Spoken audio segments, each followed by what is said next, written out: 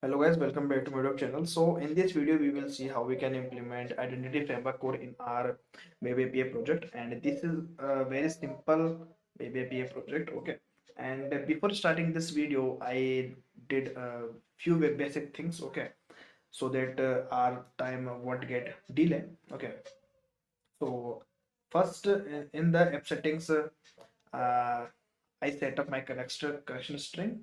Okay, or after this I installed few packages, and make sure these packages must be there in your PC. Okay, and you know it very well how we can install the Nuget packages. Okay, so without discussing basic things, okay, so I'll just tell you.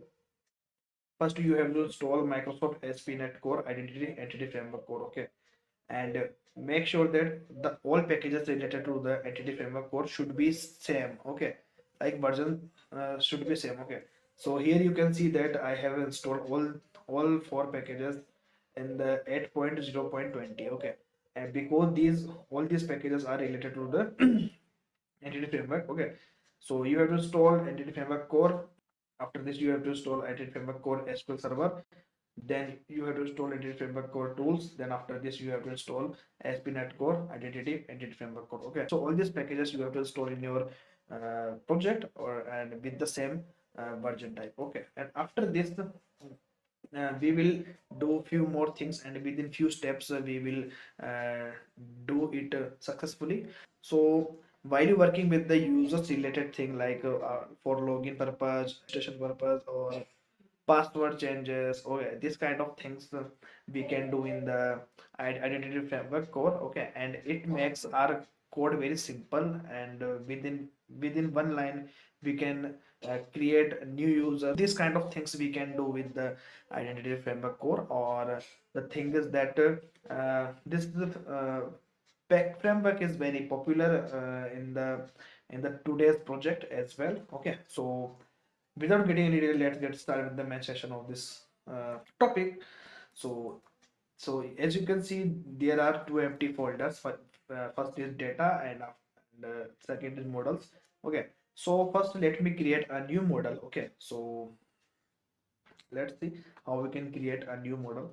So I will add a new class, or let me see application user. Okay, I will put this name of this class. Okay, uh, after this what I will do here, I will just put public string full name, or like this. After this I will create occupation. Okay, or like this, or I will create a new father name. Okay, like this. Okay, so I will create these three new columns. Okay, and you can ask me there, what about the other columns? So let me tell you, while you working with the identity framework core, after the migration you will see few new tables in the database. Okay, or which is related to the users roles tables, tokens tables. Okay, and in the users table you will see like you will found around 10 to 15 new columns there, like name, username, email, password. Okay, so this kind of basic things were like will be already there. Okay, so we don't need to write in this model as well. And after this, after the creation of this model, okay, I will create application db context class. Okay, and it is very necessary. So I will write application db context. Okay, and I will inherit this class from uh, entity text. Okay, and I will use application user class there, class model. I will create the new constructor. In this constructor I will pass a new value. Okay, better, which is db context options. Okay, you have to pass application db context, okay, and you have to name it as options, okay, and after this you have to use it from the base class as well, or and you will see it is giving a error which is application user can't use, okay. So I have to inherit this model from the identity user, okay, like this, and after this you will see no error, okay. Okay, so we have done a very important step, okay, for the uh, application db context, okay. Now the moving to the next thing, we have to set up things in the program cs as well, and it is very required, okay. First we need to register our application db context. So you have to use builder services, add db context, okay, and my db context name is application db context, okay, and uh, I will use uh, like first I will create use sql server, okay, and after this we will require builder dot configuration and get connection string, okay. My connection string name is uh, default con, okay, or I will pass my connection string in this parameter, okay, in its parameter. So here is done first step in the program cs. So after this thing, okay, now we will do the same thing for my uh, application user model, okay, and we will do with the add identity, okay, like this, and I will use here my application user with the identity role, okay, like this. And what we will do, add entity framework stores, okay, and we have to register with the application db context as well, and after this we will do add default token providers, okay. So this thing we have done in program.cs file, okay, and the next thing what we have to do, the next thing is create the migration, okay. So how we can create the migration, and what we will see the results after successfully completion of the migration. So let me tell you, after the migration you will found a new database which is let me show you the name, identity practice, okay. And in the identity practice you will found around 5-6 tables. First will be spnet users, spnet roles, spnet user roles, okay, spnet token as well, okay. So this kind of tables we will found there, okay. So let me show you it practically, okay. So just go to the Nuget package manager. After this you will found the package manager console, okay. Now let's see, you have to write add migration, okay, and migration name I will put as a initial, okay.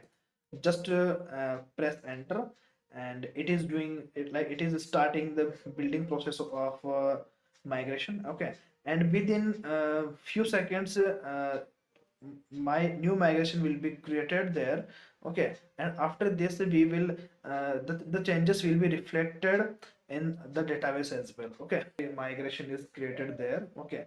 So you will found the in the migration, let me show you the things. So first table will be spnet roles, spnet users, okay, and you will see the in the users table you will found the new columns like id, full name, occupation, for the father name, username, okay. So these kind of column names you will found in this table, okay. And you will found spnode net role claims, okay.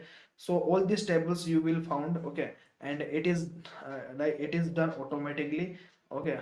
Or and let me show you a very important step again, okay. So and this time is to reflect these changes in our database. Okay, so just write update database. Okay, and just press enter, and after this process you will see the changes in the database as well. Okay, and after the successfully this thing, okay, so our implementation of identity framework core will be done. Okay, and so it is done right now, or let me refresh this database. Okay, so now let me show you the thing, or yes, a new database is created there, identity practice, and in the table section you will find around 4 or 5 tables, which is SPNode roles, SPNode users, logins. Okay, so this is the very important table, SPNode users. Okay, or let's see what we will found in and what the columns is there.